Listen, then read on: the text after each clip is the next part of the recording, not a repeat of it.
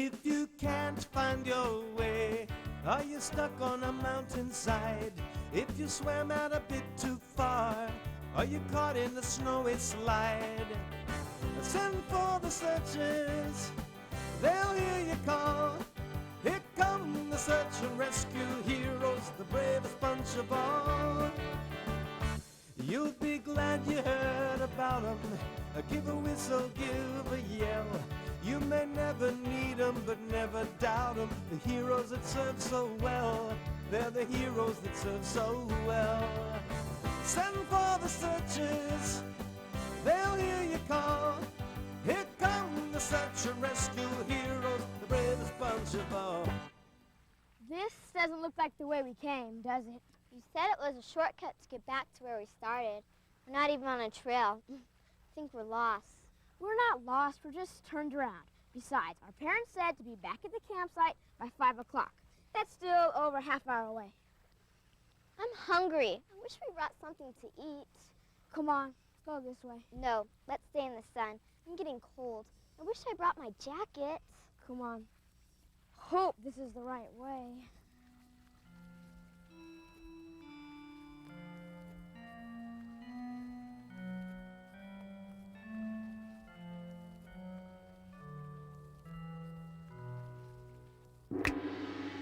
Oh, hey, kids, hold on a minute. Isn't this a magnificent tree? Where did you come from? Who are you? I'm Hard Hat Harry, the magical tree climbing genie. Sure, we know you from your videos. Hey, where did he... Hello. Wow, this tree is even better from this angle. I love trees. Now, what were we saying? Hard Hat Harry, how did you find us? Well, whenever I go into the mountain, I bring my supplies. Maybe it was my compass. No. Maybe it was my energy snacks. Yeah. No. How about my whistle? I don't think so.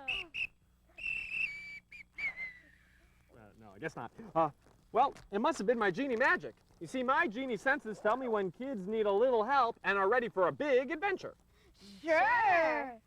An adventure in what? Well, let's say you're in the mountains and you get turned around. Or should I say lost? We are. We still have time. Well, but let's say I hadn't found you yet and you hadn't found your way out. Who do you think they'd call to help find you? The forest ranger. The police? Right. And then they call the mountain search and rescue team to help find you. Search and rescue? Really? Yeah. Hey, I've got an idea. A magical genie idea? Of course. Why don't we take an adventure to look at how all different kinds of rescues are made? Sure. Great. Okay. Now first, let's start with the mountain search and rescue team. They search for or look for people who are lost or need help in the mountains, and then they rescue them. Are we really gonna pop out and go somewhere? Yeah, if you're ready. Sure. Great. But first, you have to be dressed for the mountains. Whoa. All right, now you're ready. Mountain search and rescue teams, which are part of the LA Sheriff's Department, work out of stations such as this. When a call comes in and reports that someone is lost, this is the place that puts the team into action. The team captain pages the team members and sends them the message, and about a dozen or so men and women team members respond. They need that many team members to search an area quickly and to back each other up. This is a mobile command post. Can we go inside this command post? Right this way. It contains whatever communication equipment the team could need: walkie-talkies, radar, and ham radios. The team captain stays in contact with the rescue teams throughout the search and rescue. Each search and rescue team member brings along their own supplies, which we'll see later. It looks like there are a lot of maps. Maps are essential. To find lost people, the rescuers must know the mountains and its trails and its many access roads. Also important is the DF unit.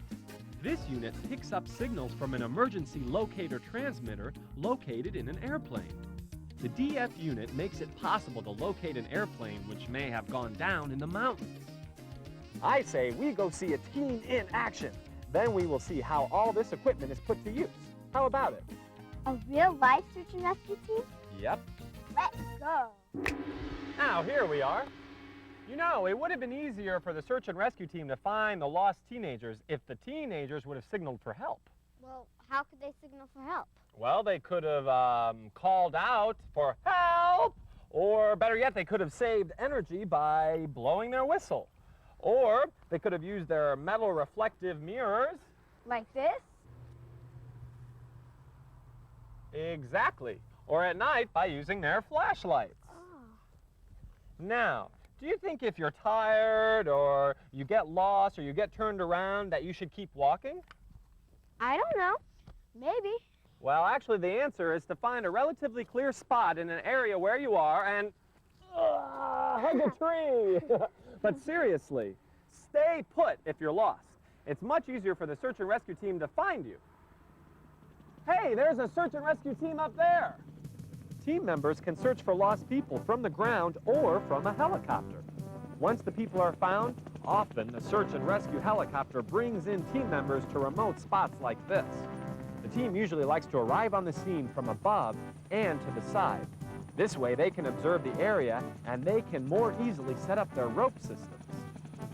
They look kind of scary with those goggles and helmets. Well, I guess all that equipment does make them look kind of scary, but it's nothing to be frightened of. You see, that equipment is what keeps the rescuers safe. Our search and rescue teams are heroes for the people they save. What are they doing now? The search and rescue team is making a rope system. In search and rescue talk, we call the rope system a belay. Now with the ropes, the carabiners, which are those metal snaps, the pulleys, and their ice axe, which they use like a hammer, with all of these, they make rope systems, or belays, to rappel down the cliff or traverse across a stream to get to lost people and to get them to safety. Oh. Hey, I'm Hard Hat Harry, and these are my friends, Michael and Carolyn. Hi. Hi, how are you? Good. Good. I'm Rick. I'm looking for two teenage kids, a boy and a girl. Both are wearing green caps, baseball caps. Have you seen them? No, I haven't. Neither have we. Not No? me. Well, I guess I'll just have to keep on looking. What's that? This is my GPS. It's a global positioning system. It tracks satellites. In outer space? Yes, in outer space. This unit picks up the satellites that are flying over above us, and it will tell me exactly where we are standing right now, and then I can radio this back to my command post, where they will take the numbers that I get off this GPS, and they can read on their maps, and they'll know exactly where we're standing, how high in the mountains we are, and where we are. That GPS, or Global Positioning System, is a pretty nifty piece of equipment. That it is. It is a great piece of equipment. It saves a lot of lives, and it saves a lot of time, because we can find, we can bring helicopters or other equipment that's needed, medical equipment, to an important scene very quickly. Well, maybe we should let you go find those lost teenagers. Well, thank you. I better call over to my partner, Gene, and have her radio on that you aren't the ones we're looking for. It was nice meeting you folks. Good luck and enjoy your stay out here. These are great mountains, and I better continue searching for the ones we're looking for. Okay, good luck. Thank you. See you later. Bye-bye. Rick is cool. Yeah. Oh, I forgot to ask Rick what happens if he finds a lost person who is injured. Well, all search and rescue teams are trained in first aid, and they all carry first aid supplies, a portable oxygen tank for high elevation and extreme elevation changes, and a stretcher or litter which transports an injured person to safety. Wow, do you think one of the teenagers is in that litter? Yep, that helicopter is hoisting up the lost or injured person. Sometimes that's the quickest way to get out of the mountains and to a hospital.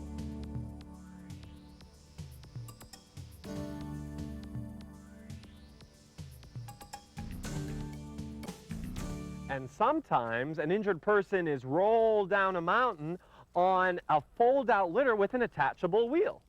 Hey, check this out, another rescuer.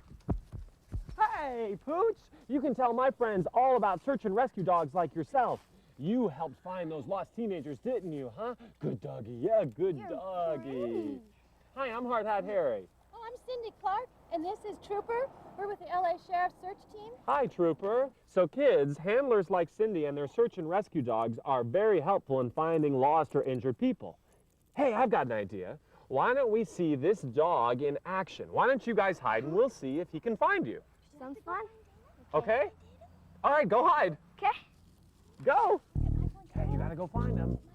Gotta find them. Where are they going? Where are they hiding? I'm gonna go hide behind this big rock.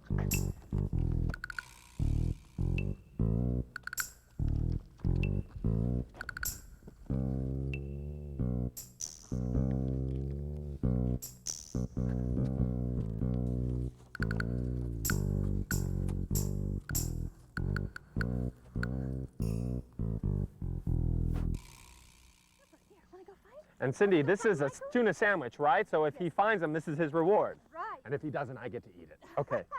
Trooper, here. Michael, let's go find. Oh, Caroline. Let's find Caroline first, okay? Where? Here he goes. Oh my. Where's he going? Here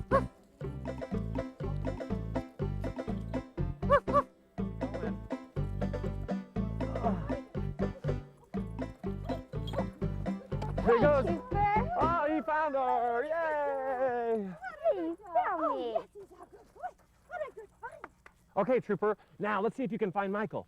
Oh, yeah, well, ooh, let's try again. Here, smell that. Go find Michael. Go find him. Okay, Trooper, see if you can find him.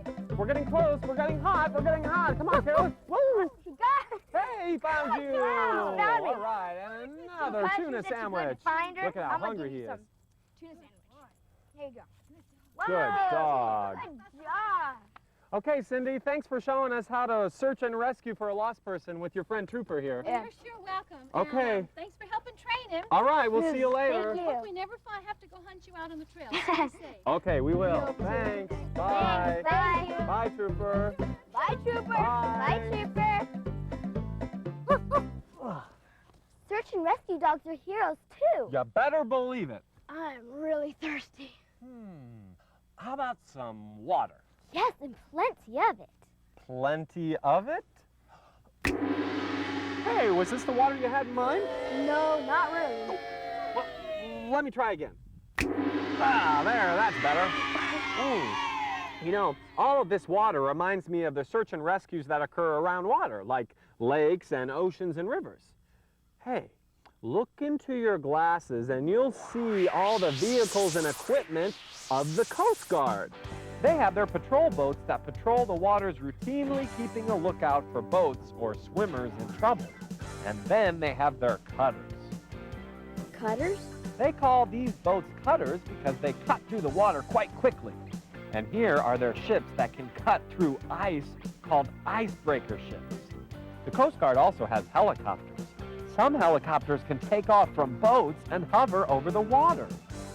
That's outrageous. And of course, the Coast Guard has life rafts and life rings to rescue people whose boat has sunk or capsized.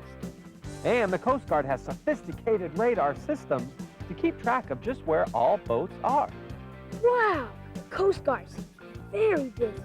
Besides all of their other work, they do thousands of rescues a year. Not only when boats are sinking or capsized, but they help out if a hiker is stuck on a cliff over the water. If there's water involved, is the Coast Guard always involved? Well, most of the time, but sometimes lifeguards are involved in water rescues.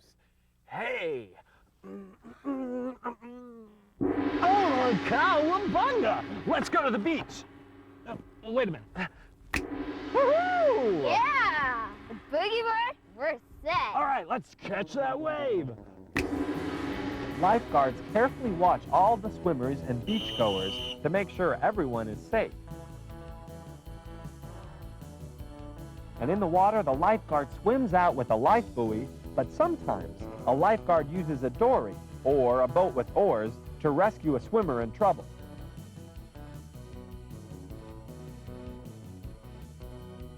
Do lifeguards really save lives? Yes, they do. By helping swimmers in trouble and also even people who get sick on the beach. Lifeguards know first aid just like ambulance drivers, but we'll discuss that later. First, I'd like to ride that wave. Hard hat Harry, shooting the tube. He's hanging 10. Wow, now I feel totally gnarly refreshed, dude and dudettes.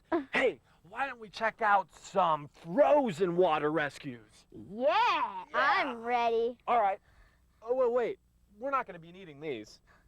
All right. Okay, here we go, off to the snow. It's a difficult job to search and rescue in the snow, but these search and rescue team members use their climbing and snow equipment to do the job. They have their snowshoes, their Gore-Tex jackets, Those funny-looking snow goggles and helmets.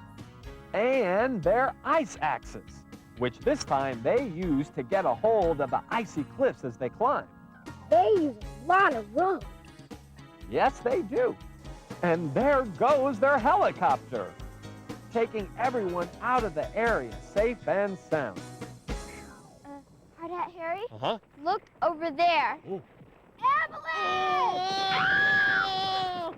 Oh no, we better snap out of it. We better hurry. Oh, to the safety of the city. Ooh, that was close. You know, rescues are often necessary after an avalanche. It's a good thing they completed that rescue before the avalanche. It must be hard to find people after an avalanche. You better believe it, and that's when rescue dogs really come in handy. Can they smell for people under the snow? Well, why don't we take a journey back to the snow and ask an expert? Expert says, definitely yes. Rescue dogs can find a person buried under the snow, and they even can point out where the person's head is, so the handler can help uncover the person right away. I like search and rescue dogs. So do I. You know, sometimes a rescue can happen without a search. What do you mean? Well, let's say a person's trapped and we know where the person is, but we can't get to him. Then we perform a rescue without the search. Like in a building? Right, or in a car. You see, in city or urban search and rescues, we call the fire department. Now, if a person is trapped in a car, the fire department calls out the paramedics. And the paramedics use a hydraulic spreader, or in paramedic talk, the jaws of life, to rescue the person from the car. Well, why don't we take a look? See how the paramedic wears a protective helmet and goggles as he uses the hydraulic spreader or cutter.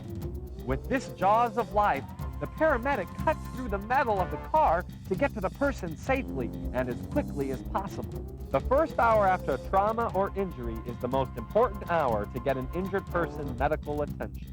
Is that why ambulances drive so fast to the hospital?